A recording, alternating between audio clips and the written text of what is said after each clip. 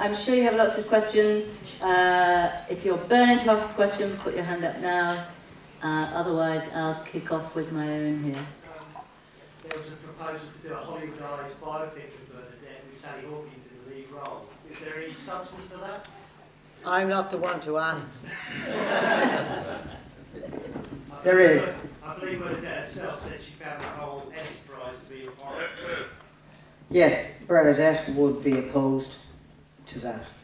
I think if you looked at the media section there at the beginning, it would give you some idea of the way in which she would view the creation of an image of her rather than the attempt that I've made, that we've made, to present something that is nearer perhaps to some kind of truth. Actually, that just leads me to something perhaps it'd be good to talk about. Because you've been at RTE, you've been at the Abbey Theatre, and now this documentary. Why did you decide to make the documentary about Bernadette? Because I didn't see Bernadette figuring in any of the discussions that happened after the peace process began. And I wondered where she was. Yeah, and you were right. And I was telling some students this afternoon in St Mary's College in Twickenham about that a friend decided to throw a party in Galway for her then as a sort of a we remember that you were there, Bernadette, kind of event. And she came down to it, and quite a few, you know, poets and writers and musicians and generally, you know, ruffians were there. and she came with Michael, her husband, and some neighbours and friends, and it was a great night, great fun. And that was the time that I suddenly thought, yeah, maybe she'd be agreeable to having a documentary about what's been driving her all these years, what has, you know, been the engine of her thoughts and ideas and motivations and her incredible witty insight into things. So that's what started me off. And she said, yes, all right, no private things. And she said one thing, I'm not going to do any walking. And I thought, okay, no walking. As you can see, she's sitting down the whole time, and all of the contemporary stuff, which Joe Comfort shot, old friend of mine, great filmmaker, and we did all of that in my house, mostly all of it, and one piece, the stuff where she's in that awful yellowy, greeny thing with the hair brown. She was in a rage that day, and she didn't really want to do it. But in the course, she is so naturally interested in ideas that she cannot help herself. So the moment you get going, she responds. She's like a greyhound coming out of the traps, you know? Really is. Anyway, sorry. I'd just like to congratulate you for doing it in the first place, because she's quite heroic. She's a great woman.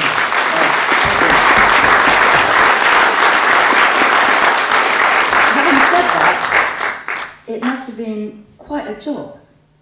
A huge amount of archive, yes, organisation. Yes. How long did it take? Well, she said yes in '98, and I didn't get around to really doing the first of the interviews with her until 2002. Myself and Margot Harkin, who's a filmmaker from Derry, who has done some wonderful work. You know, I don't know if you've seen Bloody Sunday, A Derry Diary, her film. And she also made a wonderful first feature called Hush-A-Bye Baby, many, many years ago. It's a feature film. But she and I decided that we would try to cover Bernadette and Tony Wedgwood Ben and Johnny White on the, would have been the 40th anniversary of Bloody Sunday. And I had done some camera work here and there, and Margaret had done some camera work here and there, and we borrowed a couple of cameras and VHS recorders, and off we set, and the whole thing happened in Derry. And we made the biggest bags that you ever saw in your life. The event itself was great, and Tony Wedgwood Ben, of course, welcomed all the people from MI5 in the audience. That caused a great laugh. But Margot's camera was running on mute, and my camera was running on black and white only, so there was no footage whatsoever from that event, to give you some idea. But then anyway, Joe came on board and we began, whenever she had some time, she's very busy because she runs this very, you know, lively and busy community support, action, political, you know, world domination event in Tyrone. It's kind of, you know, it's a sort of a matrix for the way that society could work politically if you were intelligent and sensible. And it now supports migrant people, disabled people, community groups, cross-culturally, cross-community. It's a great organisation. It started with 8, as you saw there, and now there are 32. And she goes fundraising and runs conferences and just absolutely incredible, you know. Okay, how long did it take to edit? 2 years. I mean, not all the time. No. I didn't have any money at the beginning, and when T.G. Carr came on board, he enabled me to look for money to pay an editor. Nobody else was paid. And the archive and the editing is what took up all the money, about 100,000. The archive? Huh? The archive cost about 40,000 for very limited licenses. And it's one of the capitalist disgraces, but I won't go on about it here. It's just the expropriation of people's lives and people's work and a whole lot of things like that. I wanted to name all the cameramen who had been involved because they put themselves into real danger, many of them. Excuse me, there was a great RTE cameraman called Gay O'Brien, and he was the one who shot that 5th of October, the early stuff where she is saying, that's what the police were there to do, and that made me angry. And that is a kind of paraphrase, but Gay used to bring a set of steps on you know, these demonstrations, and so he could get up above the crowds and in that way see what was actually going on. Yeah, brilliant. Yeah. Any questions? Yeah, Lelia, just how does Bernadette feel about the film? She's seen it. Is she happy? Yeah, well the whole deal was I wouldn't finish it or show it until she was content that it represented, you know, it's obviously it's not her decision on every occasion. In 1 or 2 places, we had this discussion this afternoon. We had a difference of opinion, and on 1 or 2 occasions I said no, and on 1 or 2 occasions I said yes, okay, you do have a point. So yes, at the end of all, that was the agreement. I have total editorial control, but she has an input. It's her life. Yeah. It's a portrait of her life and some of her life. It's only a small fragment, you know. But yeah, that's it. I'd like to have been a fly on the wall in that cutting room, it sounds. Yes? Have you shown it in Ireland, and if so, what impact has it had? What have audiences said about it? I understand that you were responding and laughing, and I had that response in Ireland. It started on the Galway Film Fleadh last July, and then it came to London to the film festival, and then it went back and it had a week's run in the Irish Film Centre in Dublin. It went to the Cork Film Festival. It's been to Derry.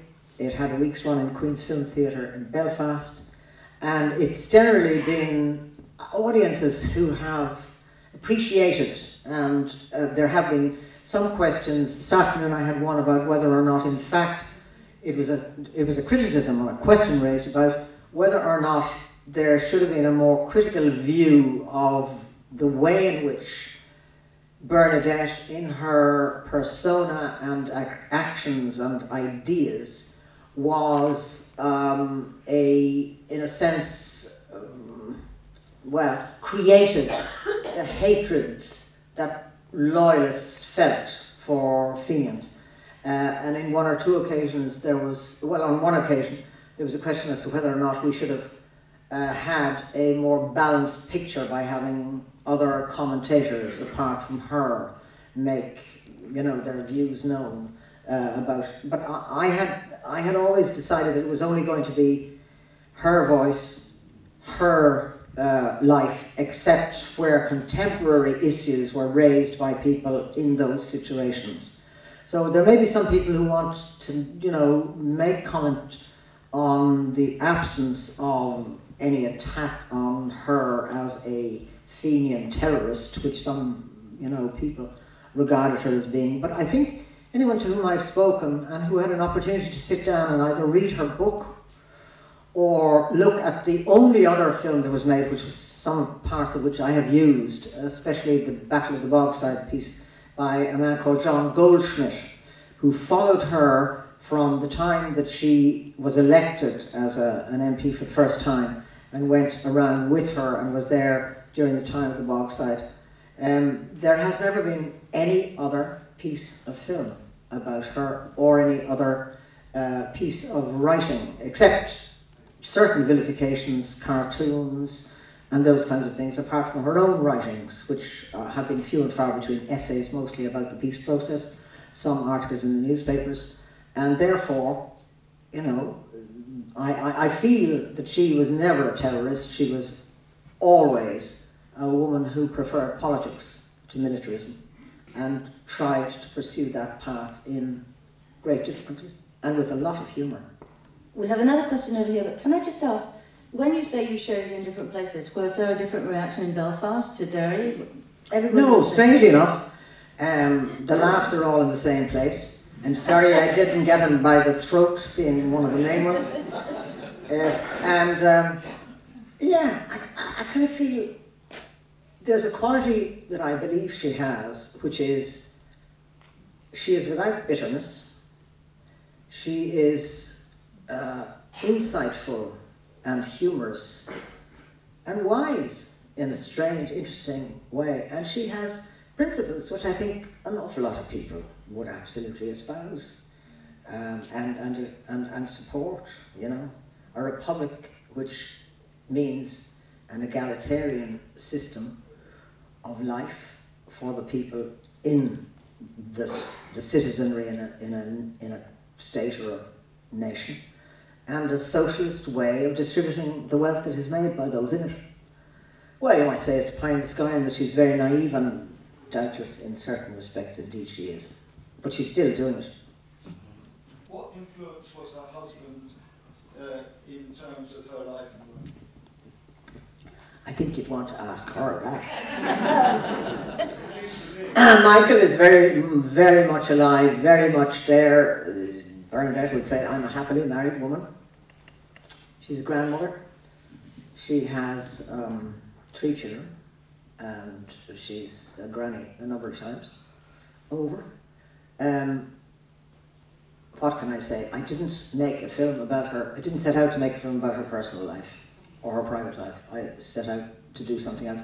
And it was necessary, though, I felt, I don't know if you'd agree, to set the early days, to create the sort of context and the framework within which you could see how she became intellectually and emotionally the kind of person that she is. Just somebody here, I think. Yes. I'd just like to say thanks very much for putting a woman's perspective, for having grown up in Belfast. I was surrounded by loads of strong women and watched Bernadette Devlin on TV, and it's just so brilliant to see something like that, because as usual we're erased from the history and the involvement, and the women were the powerhouse during that time. Yes. Personal experience it was. This lady, I don't know if you've all heard, was just saying that she enjoyed and appreciated the feminist viewpoint and the fact that a woman of her quality and stature was there in the sense for all the women, because she never would have said, she says, we were brought up to believe that no one is better than we are and no one is worse. And she also said, and there were a whole lot of other things about feminism and her attitude to the way in which the women in the struggle were treated that I couldn't use. There just wasn't enough time. But she does say at one point that the men were still lounging along the walls and the women were still cooking 3 square meals a day. That was what was happening during the revolution.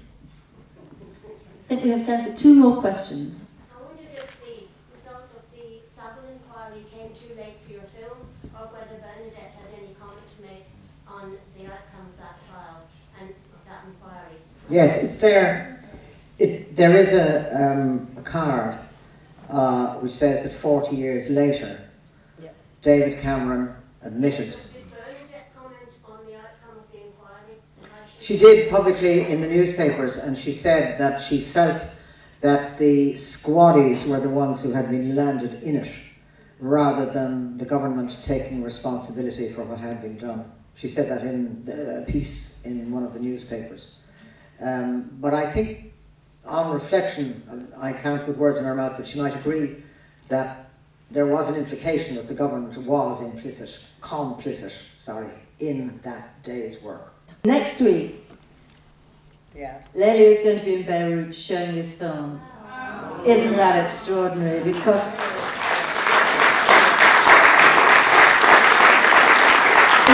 I think everyone here, most of the people here tonight are personally involved and remember Bernadette as indeed I did. And I think it's really interesting that actually she is about more than just that conflict. She is about what's happening in an awful lot of places in the world today, and that film has great relevance for a larger audience than just in the UK. So I just like to say thank you to Lelia for being here and for letting us share the film, and I hope it has been seen by a lot of people.